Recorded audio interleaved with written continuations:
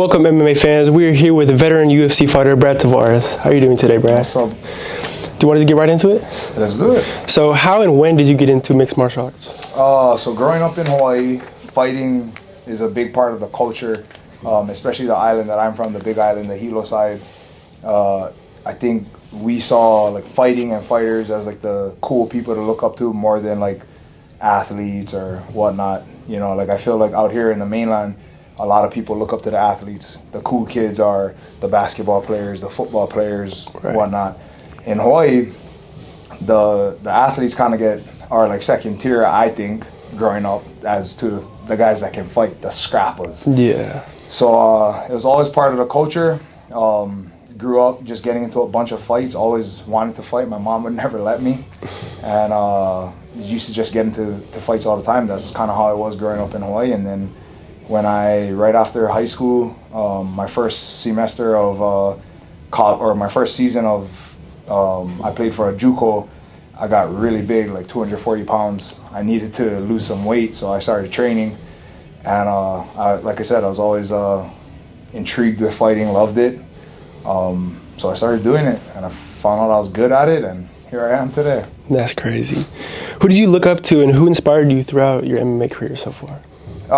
So first off, when I was really young, one of the guys that my favorite fighter growing up was Vanderlei Silva. Just his style, tenacity, and intensity that he brought. You know, he just was like a madman, real aggressive. Your dad, bro, one of them, he is crazy. I used to play, me and one of my best friends, Russell and Bryce, we used to play K1 on PS2 back in the day. And we would be Ray Seffel and just knock each other out, like Ray Seffel versus Ray Seffel. And then when I moved to Vegas, I met him. I was like, oh, wow. And I got to train with him. And, you know, now he's my coach, my big bro. So, yeah, definitely Ray. And then another one, close friend of mine back home, Brandon Wolf. Without him, I would not be here today. He helped when I was young and reckless. He helped, you know, put me on the right track, helped me set some goals, helped me achieve them. And yeah, without him, I wouldn't be here today. It's amazing. What is it like being a professional fighter? Being a professional fighter, I would say is fun. I enjoy it, but it's not for everyone. It is a lot of hard work. It's a very selfish sport. You know, it's great when you're young, coming up, you can do it. You don't have much responsibilities. You probably don't have like wife and kids yet.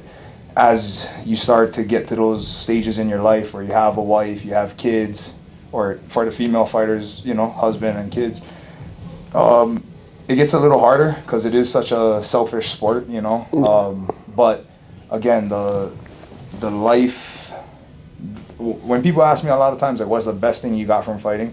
It's the everyday lifestyle that fighting gives me. I make my own schedule.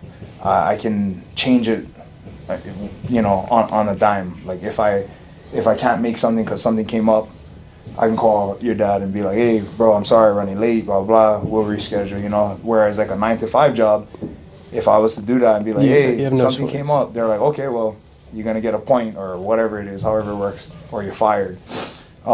So yeah, the everyday lifestyle that it has given me, it has been the greatest thing I take from fighting. Which is why I love it. I have a lot of day-to-day freedom. A little bit harder to make plans down the line because it's all dependent on when I fight, and you don't always know when you're fighting. So that would be the only downside. But other than that, I love it. And that kind of went into our next question, which was, how do you balance your fight life with your personal life? So now, you know, as I'm getting older, I have kids now, 2 daughters. Everything is, you know, they're the main like focus in my life. But right now, I'm in fight camp. You know, I gotta do what I need to do to make sure I can still be successful in fighting. So it's like, again, I still do the time that I do have to spend with my family, I do spend it with them. But like right now, especially in fight camp, I gotta prioritize my training sessions, my recovery, and all of that. But after the fight camp is done, after the fight is done, you know, it's primary focus back to my family, getting to do things with them, trips, fun things, whatever it may be. Yeah, and that also kind of goes into this question as well. So, like, what do you do, like, outside the fight life? What do you do to unwind and relax? Oh, so outside of fighting, I love to eat, even in fighting. So I love eating. I love playing video games. So that's how I unwind a lot, and that's something I can do in fight camp. And I still, even when I'm not in fight camp, I love being in the gym. Like, I honestly wouldn't fight if it wasn't for everything else that came with it on the day-to-day, as far as like training, the camaraderie. Like, you guys are younger, you guys play sports. One day that will be gone. Like that locker room camaraderie with your boys, you know, hanging out, like, that'll be gone one day. But I was able to, like, football is my thing, and now I'm able to find that again here in fighting, you know. And it's not the same, like, we don't pad up together and go on a football field together, but this is like the same mentality as it was when I was in high school playing football. You're with your boys, you're having fun, talking stories, like shooting the crap, you know. So it's, yeah, I still, even though I'm not fighting, I'll still be in here, and I love being here. Yeah. What advice would you give young fighters that are coming up or starting out? Any young fighters coming up, definitely be to, like, set some goals. Yeah. Set some short-term goals, set some longer-term goals, because it's easy for somebody to be like, oh, I want to fight. It's easy to just go to the gym and train, but what's the goal? What's the end goal behind it? Like, what do you want to do? And if you're a young fighter coming up, like, yeah, obviously everybody wants to be a UFC champion, but let's set some shorter term goals, and first of all, like, be like, I don't know, if you just started, I want to get my blue belt in Jiu-Jitsu, I want to win some Jiu-Jitsu matches, or I want to do some kickboxing smokers, win a few of those. Like, set some short term goals, and those will build into the longer ones. Right. And then other than that, stay disciplined. Discipline is very key in this sport, you know. Yeah, that's a big one. Very, very key in anything, really. But stay disciplined, and to all my young guys out there, surround yourself with like-minded individuals, because there's no sense in you. It's just a distraction when you hang out with people who are not on the same path with you. So when I say surround yourself with like-minded individuals, surround yourself with people that are on the same path as you. So if you have a few friends that also want to be fighters, hang around with them more. Like, not just shun your other friends, but if you have friends that are, you know, like, doing dumb stuff, into, I don't know, racing, drinking, partying, that's probably not the crowd that you really want to be around because of those influences. So surround yourself with like-minded individuals. Yeah. So a lot of UFC fighters have fans. What is the weirdest thing a fan has ever asked you? Weirdest thing a fan has ever asked me? I know. The weirdest one that I've ever gotten, and I've gotten it a few times, is like some guy will come up to me, and they'll also like train or be fighters, and be like, dude, my wife loves you. And I'm like, like, That's how cool. do you respond to that? Like, oh, okay. You know, like, oh man, my wife loves you. My wife thinks you're this. And I'm like, well, that's kind of weird. Like, that's the weirdest one. Yeah. And I've gotten it a few times. If you weren't a fighter, what would you want to do and why? If I wasn't a fighter, I wish I was in the NFL. Football is my first love. You know, that's what I wanted to do. But just, I wasn't surrounded with the same opportunities coming where I come from, small little school on the Big Island. You know, so we were way behind back then, and still now that school has not really done much with their program. But yeah, if I wasn't a fighter, I'd probably, like, I love sports. I love being an athlete. So I wish, you know, I could have, like, if I could choose between being in the NFL or being a fighter, I'll take the NFL all day. So what are some stories you have growing up, or like when you're younger self? What kind of stories, bro? Anything, crazy stories, funny stories. I'll tell you guys a funny story just because it has to do with your dad. We were just talking about it. This is not even like that much younger. This was years ago though. So anybody that knows Moan's dad, his name is Ray Seffel. He's my coach. He loves like joking with people and hitting. I know exactly. At the time, it was he was on this. Oh, you know who D is? D's nuts, right? So anyway, we're in Maine. We're in Bangor, Maine. I'm fighting Tim Boach. Small little town. We go to this little grocery store. Lady's ringing us up. She's looking down at our groceries. Ding, passing it. Ding, passing it. Your dad walks up. Oh, no. And your dad is like, is D working today? So the lady's like, D. She looks up, and bro, I kid you not, this lady is cross-eyed. So she's like, older white lady, cross-eyed.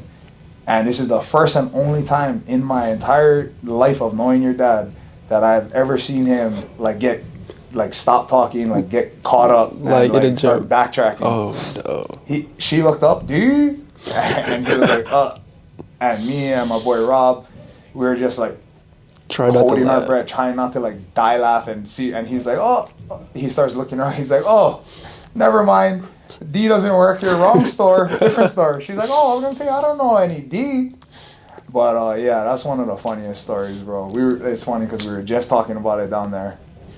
And that kind of goes into this question as well. Who's the funniest person in the gym? We have a lot of funny people in the gym too. Yeah, I would say for me, one of the funniest people in this gym has got to be Sean Strickland, just because the things that he does, the things that he says, the way he thinks, he just, I don't know, he cracks me up. I would say he's probably one of the funniest guys in the gym.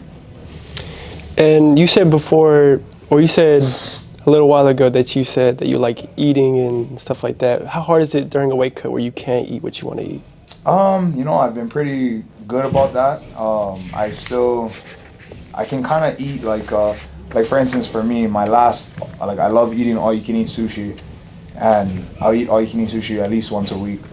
My last time eating all you can eat sushi would usually be 10 days out from my fight. So it's usually the Wednesday before the week of my fight. So not the Wednesday right before my fight, the week before. And then that'll be the last thing. And then pretty much, it sucks. Like sometimes you want to eat this or eat that or eat more and you can't, but hey, this is the life we chose, it's part of it. So what was the worst injury you had to deal with during a fight? During a fight, man, I've had a few of them. Broke my arm in a fight, broke my foot in a fight. I would say worst injury, and not so much that it really hurt, but just it affected me, was I got poked in the eye one fight, and I guess I fractured my orbital or something. Ooh. And it was crazy. Well, I think I got poked twice, and after that second one, I was seeing double, and it was the strangest thing. I imagine. Literally, when people talk about seeing double, I literally felt like I was fighting two guys, and I was like, damn, which one do I punch? Yeah. Which one do I slip? There's two of them in front of me. It was crazy, and I remember in the fight constantly flicking my eye to because if you ever got poked in the eye, sometimes when you touch it, it kind of resets for a split second.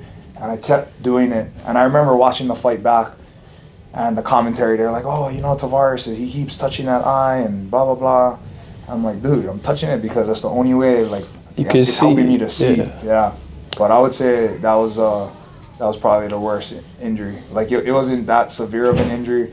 Obviously, breaking bones is worse, but as far as how much it affected me in a fight, that one. Yeah. And to wrap things up with a funny question, how many weeks do you stop having sex before a fight? Oh, bro, I have sex day before the fight, day of the fight. I don't believe in that. I never have. Thank you so much for your time, and thank you for this interview. Yeah, thank you guys for having me. Subscribe to Live MMA and click the bell icon to be notified whenever we post new videos.